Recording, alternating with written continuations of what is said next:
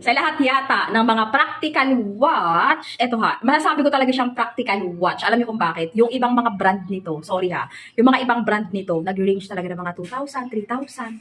Pero siya, nag-iisang siya. Beb, bumagsak yung presyo. As in talaga. Ay nako, grabe. Beb, ayan o, quality. Pakita ko sa inyo sa malapitan. Mas magandang makikita niyo sa malapitan. Nagbubukod tanging nag-price down. Grabe siya mga bossing ko. May pa-calendar na dito, may date, tapos may date pa sa gilid.